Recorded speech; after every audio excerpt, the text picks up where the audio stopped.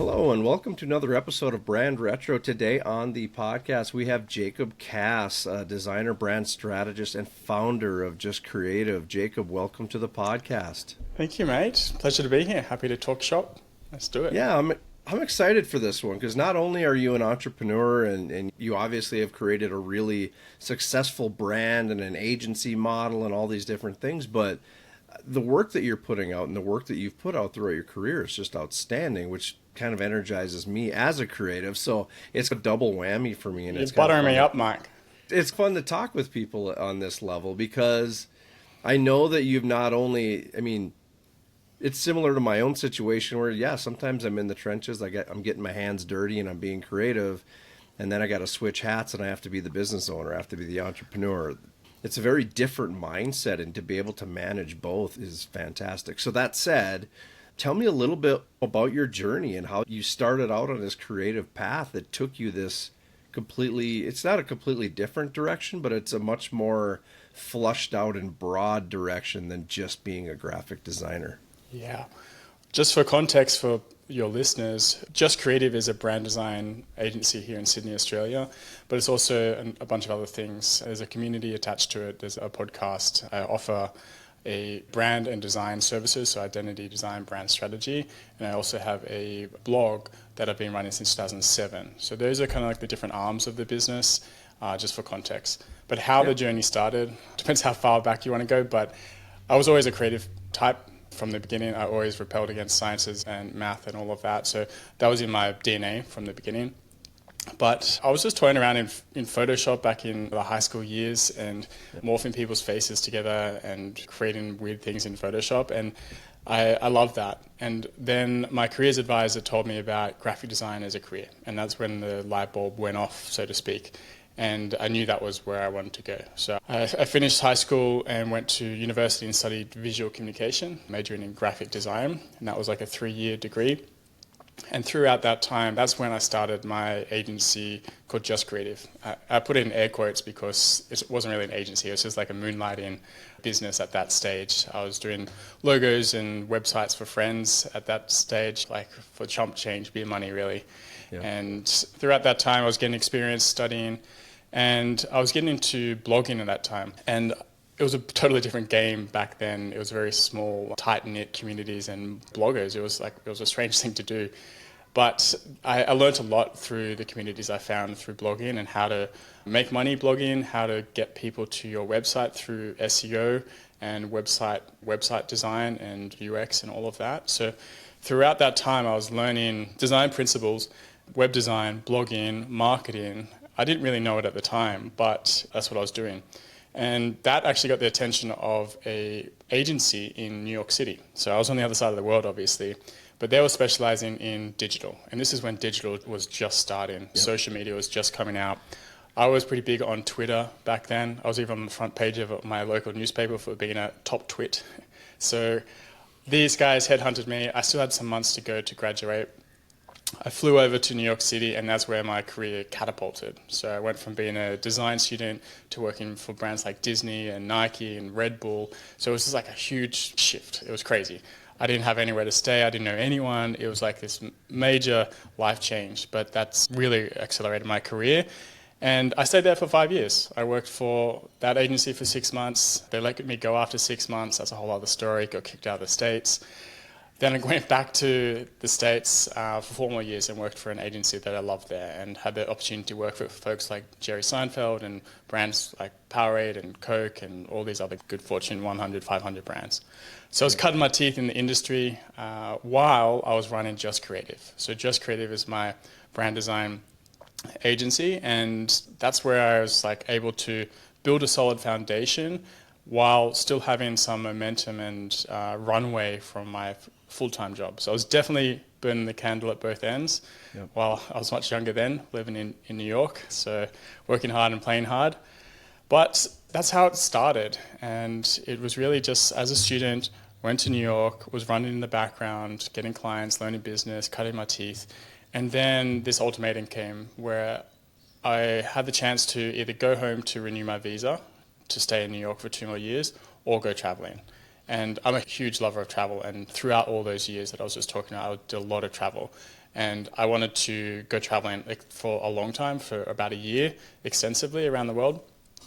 And we did that. And what I found was that I had more time to focus on the business and grow the business when I was on the road. So I actually started to earn more money on the road because I had less overhead. I didn't have to pay for New York rent. And I was running that business while on the road. And I came into this rhythm that I really enjoyed, working 4 hours a day in the morning. I'm super productive in those 4 hours. And then doing the touristy stuff and travel after that. So that's the system that I created. That was after reading the 4 Hour Work Week by Tim Ferriss. That was a brilliant book, just opened my mind to all those good things. And yeah, I traveled for 1 year, but that actually turned into 3. So I continued traveling the world, went to 88 countries, doing the digital nomad thing, running the business and the blog. And the blog arm of the business is an affiliate model. So I get affiliate revenue from the articles that I create. And anyone that's not familiar with affiliate, that model, it's when I recommend something, someone clicks on the link, I get a cut from it, and at no extra charge for the other person. So that's how I created a passive income stream, so I could travel on the road and not have to work as much.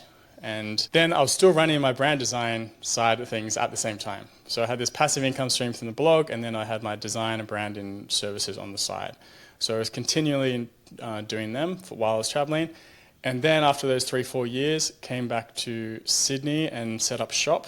Got a house, so we went from like a 20-kilo backpack to a 5-bedder house and then we had 3 kids, and that's where I'm at now. So I'm still running just branding, doing much less traveling. I have three kids, 5, 3, and 1 who keep me very busy, but I'm still doing brand and design, which I love, marketing and business strategy, all that good stuff.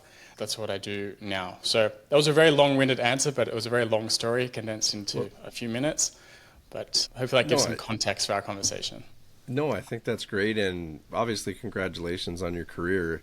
I have a similar path, and I want to unpack a couple pieces of it because I think the perspectives will be interesting. I'm going to explain why I'm asking this question, but some of the experiences, like through that agency in New York, opened some doors for you, right? It opened some doors to, like you'd mentioned, the Jerry Seinfeld, the Nike, some of these opportunities, correct? Yes, absolutely. So my question then, just to make sure I had that in context, Yeah. what was that like for you to land and to be part of some of those processes? Because just real quick, because I want you to see where I'm going with it. Yep. Through my full-time career, my previous career, I got the opportunity to work with a lot of big brands like Nike and Jordan and Under Armour and some of these guys. And I just remember when I first had the opportunity, it was almost too much to comprehend, because as a designer and as a creative and as a marketing professional at the time, I was just like, man, like, what is this going to be like? Am I even going to fit in the room? Like, it just seemed like such almost like a fairy tale kind of an experience. But then once I got in there and I met the players and we talked strategy and we talked about what the problem it is we're trying to solve, it became evident to me that we're all just trying to solve the same problems, whether it's Nike or a small brand or a big brand. I mean, yes, resources and budget and all these different things change when you're talking about a Nike or a Jerry Seinfeld or something like that. But the perspective or the pivotal moment there for me was just this idea of these brands are probably way more accessible than anybody even realizes. But because we put them up on such a high pedestal, from a designer perspective or a creative perspective, we almost don't think we'd ever get there. We don't think we'd ever know what it would be like to be in one of those conversations. So just to throw it back at you, what was that process like for you? And was that kind of a turning point for you? Absolutely. As I mentioned, like going from a student to working for Disney was like a huge shift. But what you go through these stages. I got access to the Disney's database where you get like the 3D graphics and you can zoom into 8K pixels and see all the little hairs on every character. And that was just like crazy to have that sort of access. It was like, how is this a thing? It seems silly because I remember the first time I got sent like an Air Jordan brand style guide. Like I was just like, this is the coolest thing I've ever seen. And I'm just flipping through this thing. And I mean, looking back, it was stupid because it's just a brand style guide. But where I was at the time, it was like I got like secret documents or something. Like it was Yeah, just it does so feel like cool. that.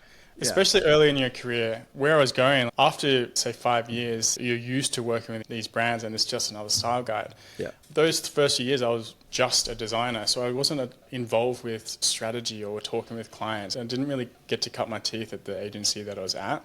And in hindsight, I wish I did have more of that access. So if I ever did create a larger agency, I'd definitely get more juniors in the room, because it's such a missed opportunity to understand how business and strategy works. Generally, as a designer, you just get a brief and you have to fit that brief. You don't really understand the full strategy. At least where I was working, I didn't get that access. Yep. So I wish that is what happened, and for future agencies to share a little bit more behind the scenes if possible. I also do recommend for students who are coming into the industry to actually work for another agency or brand to begin with, rather than just going straight out on your own, because you get to learn from people smarter around you, smarter than you, and you grow faster because you understand, yes, things like databases and style guides and processes, how teams work together.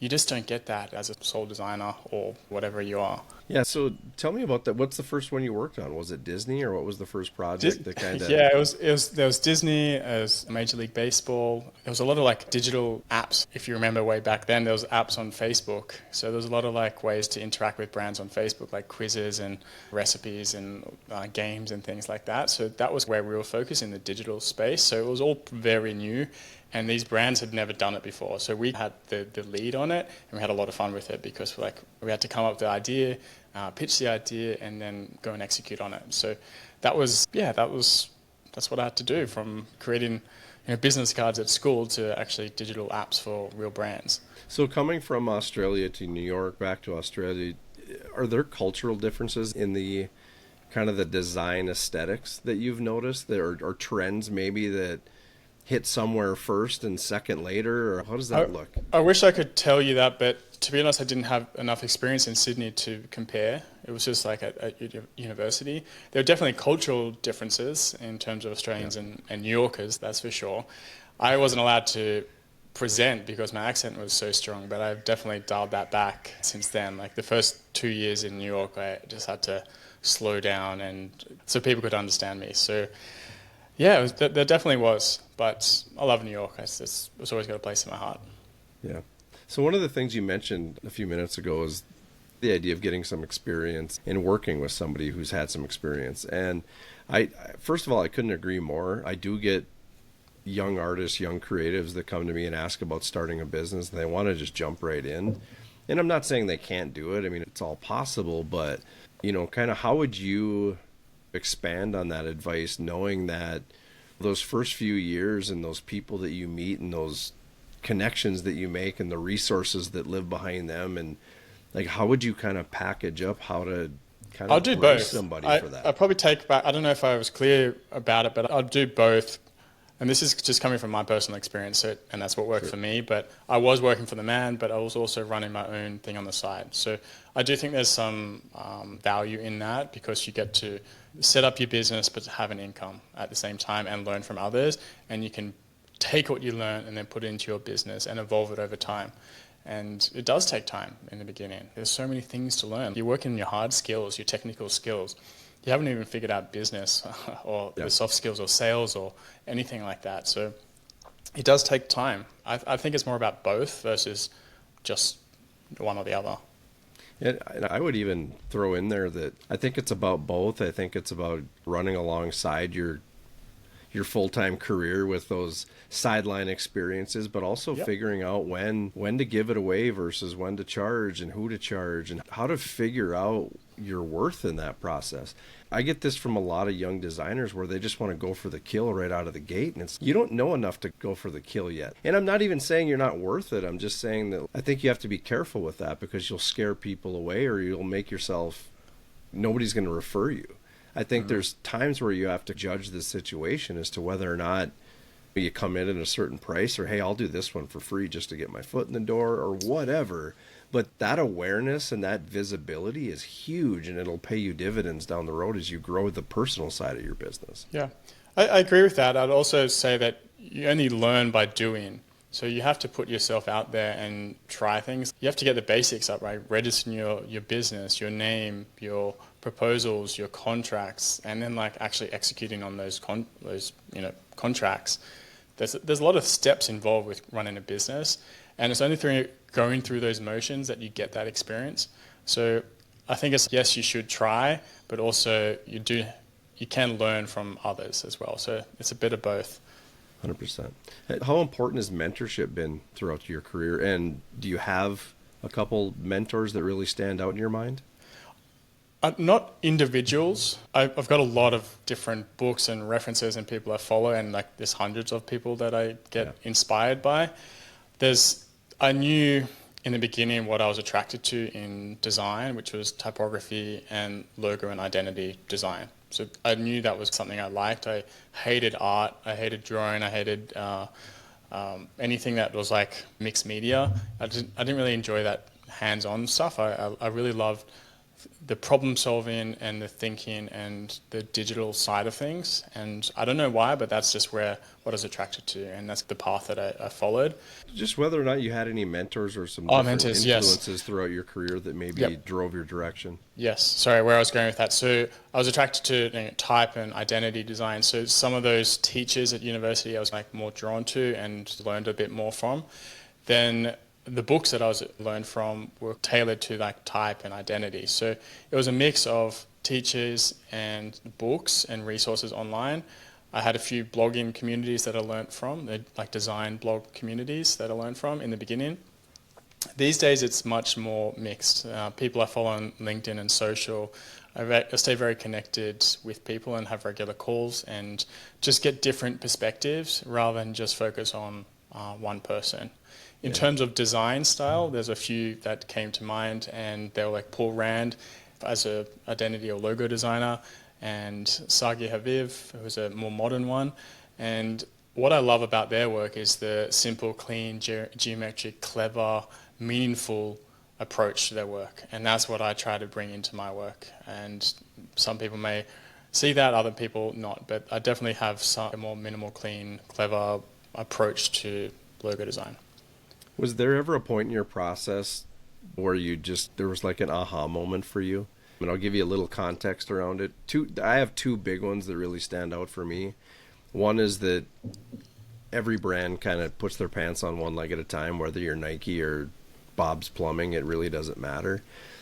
And also like the idea that, so when I went through graphic art school, they called it commercial art at the time, but when I went through my graphic arts training, we were still learning paste up process. We were like, it seemed to me, or at least the way it was taught to me, there were a lot more boundaries. And I don't know that I knew any different at the time, but we went through the coursework and I learned what I learned. And then throughout my career, I learned that once you get out there and once you find something that works, you have the freedom, you have the ability to create your own style. And now you've got guys like, you got companies like Lincoln Design, and you got Aaron Draplin, and you got people that are literally like doodling out the solution and converting that to a finished product. And that's just not that's not the way it was taught when I went to school. No. So like that was a big one for me. Yeah. But I mean, it's really cool that I wish I was taught that way. I wasn't, but I wish I would have been. And that was like a huge kind of a mind-opening process for me. Yeah. In terms of mind-opening, I can relate to you in terms of the studies that were at university. So case in point, one of the web design classes at our university was like, go to this website and follow this tutorial. And you're paying money for this university, and the teachers aren't trained in web or digital, but it's part of the practice because it's new, but you ended up on a website and doing a tutorial. So that was, I don't want to say mind altering, but it was just like, what the actual F is this? Come on, guys.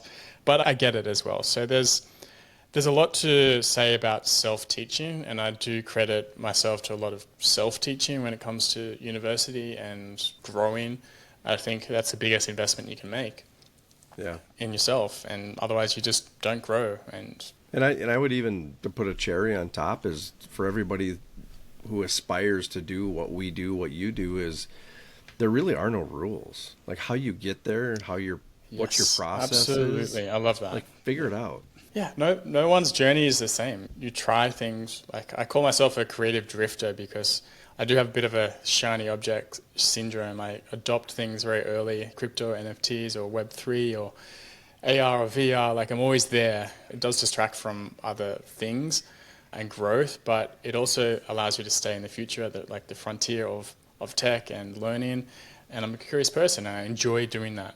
I know that it's a double-edged sword because takes your focus away, but you're also learning and growing at the same time, and your life stays interesting. So it's like you have to constantly find this balance of what you're passionate about, what's going to help you grow, what are you interested in, but still maintaining some direction on where you're going. Yeah, I'm guessing you're the same, but like we have a lot of projects that we do throughout the year that, they're for business. We need to make a profit. We have a bottom line. We have employees. Like we have things that we take on, not that we don't want to do it, but it's just, it comes with a different set of boundaries because we're doing what the agency does. And then we have some projects where it's like, this one's just for fun and we're going to learn something from it and we're going to do something cool and we're going to fill our cup. We have a lot of projects like that where we don't necessarily look at it as a profit thing. It's all about filling our creative cup. Yep. Do you have stuff like that where little passion projects and things that you take on? So many, all the time. Yeah. I'm always doing different things. Case in point, like in the past few years, I've created a Web3 company. I've done coaching. I've run 2 masterminds. I've run a podcast. I'm looking at doing a summit later this year, an event. I've created a digital product of a font, became a bestseller. I'm always doing social media marketing. Digital products, like just so many different streams there. I run a blog that's driven by content marketing and affiliate marketing. We had a team of about 10, say a year or 2 ago, brought that down because of Google's changes recently.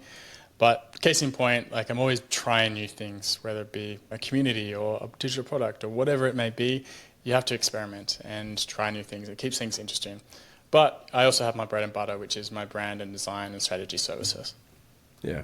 I think that's a great way to wrap it up, but I love the fact that in what we do, we can apply a lot of the same rules, strategy, tactics. Like we can work to make money and we can work to just have fun too, which is pretty cool. And I think that's pretty unique. Yeah. Not everybody gets to do that. So yeah, absolutely.